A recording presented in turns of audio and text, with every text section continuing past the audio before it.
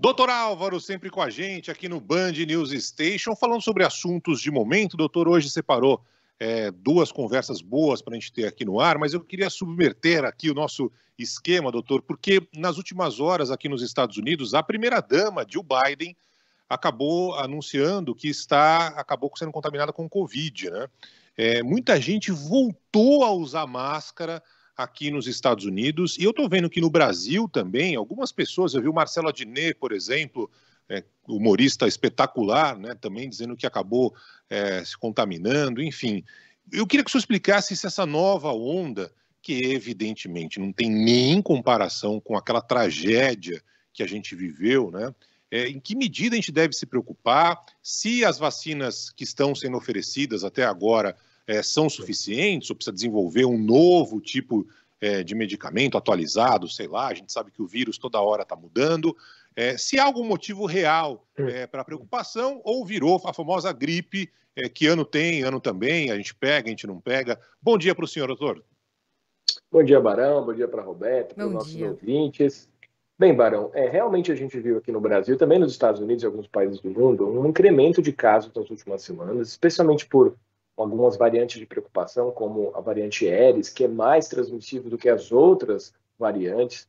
Mas a grande preocupação que a gente tem ainda com o Covid é para pessoas com a imunidade baixa e a população idosa, né?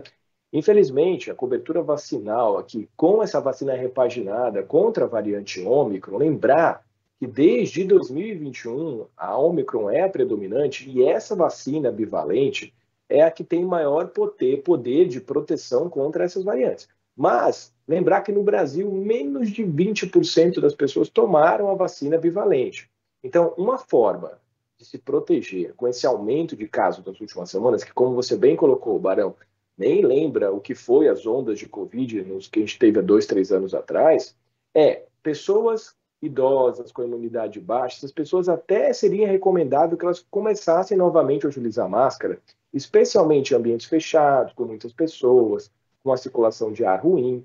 Mas para todo mundo aí que ainda não tomou a vacina bivalente, vale o recado. Essas vacinas estão disponíveis no Sistema Único de Saúde, nos postos de saúde. É importante tomar essa dose, porque as anteriores não tinham poder de proteção para essas variantes, né? Então, quem não tomou vacina de Ômicron, é importante considerar tomar essa vacina. E se você tem imunidade baixa, se você tem comorbidade, pessoas idosas, aí realmente até o uso de máscaras em ambientes mais fechados pode ajudar na prevenção aí desse aumento de casos que aconteceu nas últimas semanas no nosso país. Doutor, tem muito ouvinte perguntando, é muito importante isso que você falou, né, da vacinação. Quem não tomou o reforço, principalmente da bivalente, que a gente gosta de dizer aqui, né, Barão, que protege contra a Ômicron, tem mais chances de ser infectado neste momento, né? Inclusive o número de internações aumentou bastante aqui em São Paulo, principalmente nos hospitais particulares, por enquanto, pelo que a gente vem acompanhando até agora. Mas os ouvintes estão perguntando se além da vacina bivalente, a gente deve receber outras vacinas nos próximos meses também, doutor? A gente ainda não teve uma mudança drástica na questão dos vírus para se pensar numa outra vacina com uma característica diferente dessa vacina bivalente, né? Então, essa que nós temos hoje, até esse momento, dá conta de prevenir gravidade de doença, especialmente diminuir taxa de internação. À medida que mais plataformas vacinais apareçam, geralmente vai ser secundária a necessidade de desenvolver vacinas diferentes para a Covid. Mas até esse momento aí, a vacina bivalente é suficiente para impedir gravidade de doença, né? Então, realmente considerar tomar essa vacina, especialmente se você está dentro dos grupos mais vulneráveis. E o que é um grupo vulnerável? Idoso, pessoas com problema no pulmão, pneumopatas, asmáticos, pessoas com doença pulmonar obstrutiva, pacientes transplantados, oncológicos, todos esses grupos, obrigatoriamente, a questão de máscara em ambiente fechado e vacina bivalente é uma conjunção de fatores que vai ajudar bastante na proteção de doença. Doutor, mudando de assunto agora, falando sobre um caso que acabou aparecendo em São Paulo de raiva. Quais foram as circunstâncias? O que aconteceu, doutor? Olha, Barão, é uma notícia que nos preocupa bastante. A gente tinha pelo menos 3 décadas sem nenhum caso de raiva em cães na cidade de São Paulo, né? E teve um caso agora, realmente se confirmou, né? O cão fez biópsia cerebral, se encontrou o vírus da raiva, que é neurotrópico, ou seja, vai para o sistema nervoso central. Então, o que isso gera de alerta para a gente? O vírus de raiva volta a ter potencial de circulação em cães. E, de novo, a gente não tem só problema de vacina em humanos, não. Os donos de pets aí também têm esquecido de vacinar os cachorros e os gatos. Então, é importante, sim, você que tem animais de estimação, porque caso de raiva de transmissão para o homem, a letalidade da doença raiva é próxima de 100%.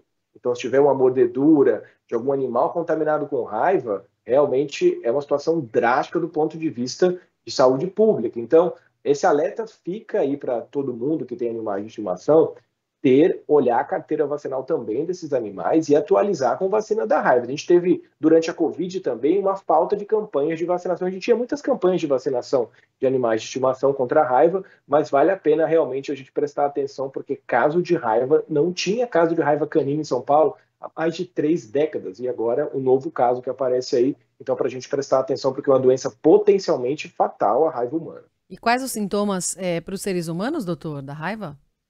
Vários sintomas, rebaixamento do nível de consciência, alteração de fala, salivação, são muitos sintomas. É uma doença com um período de incubação que pode ser longo, né? É difícil fazer diagnóstico de raiva, e o maior problema dessa doença realmente é que quase que 100% das pessoas evolui para óbito, né? Uma doença potencialmente 100% fatal, né? E o risco de adquirir doença não é só com contato com cães, com morcegos, animais silvestres, animais de produção. Então, se você tiver uma situação de contato com esses animais, né, mordedura, lambedura, tem que procurar os serviços para fazer profilaxia da raiva, que é um tratamento que a gente faz preventivo, tanto com vacina quanto uma medicação para impedir que você tenha doença. Então, não é só cão e gato que pode transmitir raiva. A gente vive num país onde as pessoas entram na mata, têm contato com animais silvestres. E morcego, né, os casos de raiva humana no Brasil dos últimos anos que levaram a óbito dos pacientes foi contato com o morcego. O morcego realmente é